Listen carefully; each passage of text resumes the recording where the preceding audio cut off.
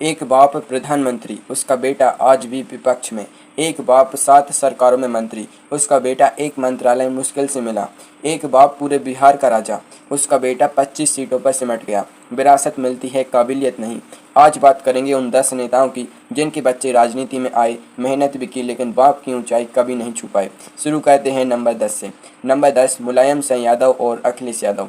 मुलायम सिंह यादव एक पहलवान जो उत्तर प्रदेश का 3 बार मुख्यमंत्री बना, रक्षा मंत्री बना, 1996 में प्रधानमंत्री की दौड़ में था, बिना किसी गॉडफादर के, खुद अपनी ताकत से।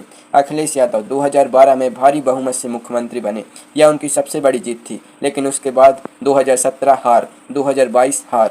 मुलायम 3 बार मुख्यमंत्री बने, अखिलेश एक भी बार दोबारा नहीं बन पाए। मुलायम जनता की नब्ज जानते थे, अखिलेश अभी वो नब्ज ढूंढ रहे। और नंबर 3 पर जो नाम आएगा, उस नेता ने पूरे बिहार पर 15 साल राज किया, लेकिन उसके बेटे के साथ जो हुआ वो सुनकर आप हैरान रह जाएंगे। नंबर 9, नवीन पटनायक और बिजू पटनायक। बिजू पटनायक भारतीय वायुसेना के पायलट, द्वितीय विश्व युद्ध के नायक। क्या आप जानते हैं 1947 में उन्होंने इंडोनेशिया के सेना सुकार्नो को गुप्त रूप से बचाया था। इसके बदले इंडोनेशिया ने उन्हें अपना सर्वोच्च नागरिक सम्मान दिया।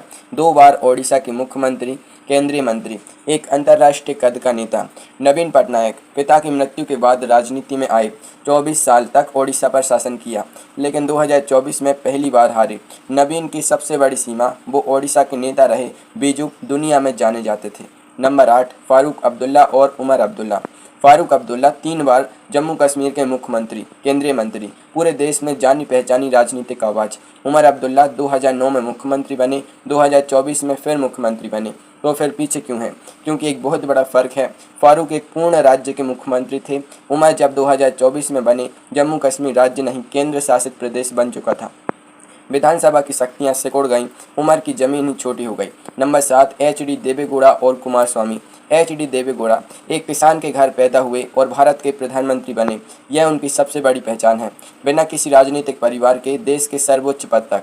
एच.डी. कुमारस्वामी 2 बार कर्नाटक के मुख्यमंत्री बने, केंद्रीय मंत्री बने, यह कम नहीं है, लेकिन तुलना करें तो पिता प्रधानमंत्री, बेटा अभी तक राज्य की राजनीति में, और दोनों बार मुख्यमंत्री बने गठबंधन के सहारे। एक भी सरकार पूरे कार्यकाल नहीं चली। देवेगौड़ा की विरासत इतनी बड़ी है कि कुमारस्वामी की पूरी जिंदगी की उपलब्धियां भी उसकी छाया में आ जाती हैं। अब हम आ रहे हैं टॉप 5 पर, और नंबर 1 पर जो जोड़ी है, उस परिवार से 3 प्रधानमंत्री निकले, फिर भी आज उस परिवार का कोई सदस्य सत्ता के पास तक नहीं है। पूरी कहानी बस कुछ ही मिनटों में। नंबर 6, राजेश पायलट और सचिन पायलट। राजेश पायलट भारतीय वायुसेना के अधिकारी, केंद्रीय गृह मंत्री, राजस्थान में गुर्जर समाज के सबसे बड़े नेता। 1990 के दशक में प्रधानमंत्री पद के दावेदारों में गिने जाते थे। 2000 में एक सड़क हादसे में उनका निधन हो गया। राजनीति ने एक बड़ा नेता खो दिया। सचिन पायलट महज 26 साल में सबसे युवा सांसद, केंद्रीय राज्य मंत्री, राजस्थान के उप मुख्यमंत्री। यह सब अच्छा है, लेकिन मुख्यमंत्री 2020 में गहलोत के खिलाफ विद्रोह किया, पार्टी ने साथ नहीं दिया। 2023 में कांग्रेस हारी, मौका फिर निकल गया। राजेश देश की राजनीति में थे, सचिन अभी भी पार्टी की अंदरूनी लड़ाई में है।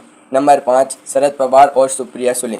शरद पवार 4 बार महाराष्ट्र के मुख्यमंत्री, रक्षा मंत्री, कृषि मंत्री, बीसीसीआई और आईसीसी के अध्यक्ष, खुद राष्ट्रवादी कांग्रेस पार्टी बनाई। 90 साल की उम्र में भी महाराष्ट्र की राजनीति उनके इर्द गिर्द घूमती है।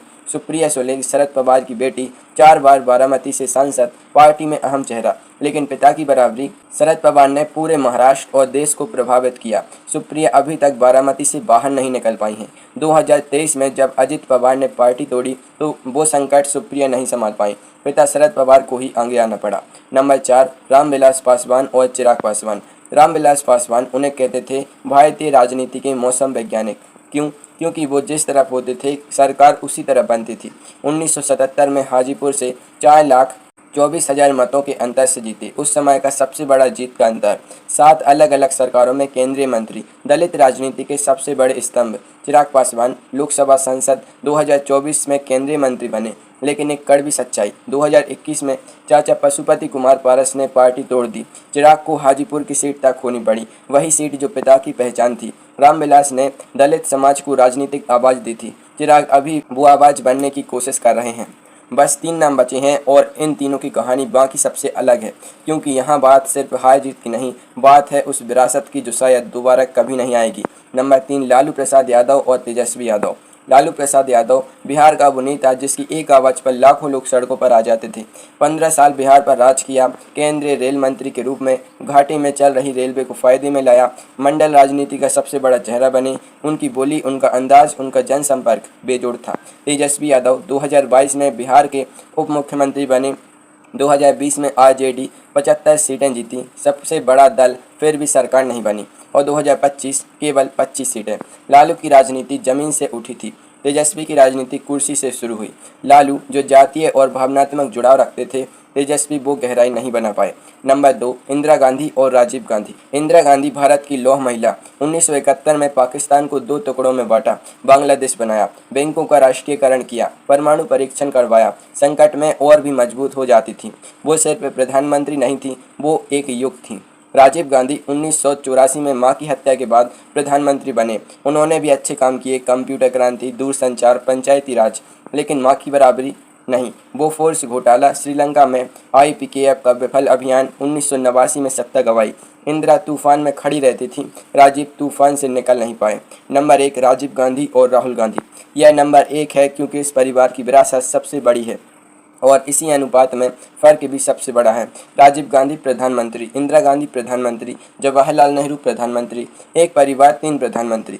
राहुल गांधी 5वीं पीढ़ी, 2004, 2009, 2014, 2019, 2024। 5 लोकसभा चुनाव। 2014 में कांग्रेस को मिली 44 सीटें, आज़ादी के बाद सबसे बुरा प्रदर्शन। 2019 में अमेठी की सीट भी गई, वही अमेठी जो गांधी परिवार की पहचान थी। भारत जोड़ो यात्रा ने छवि जरूर बदली। 2024 में नेता प्रतिपक्ष बने, यह एक सकारात्मक कदम है, लेकिन सवाल वही है, जिस परिवार से 3 प्रधानमंत्री निकले, उस परिवार का एक सदस्य 54 साल की उम्र में भी प्रधानमंत्री की कुर्सी से बहुत दूर है। विरासत मिली लेकिन वो ऊंचाई नहीं मिली।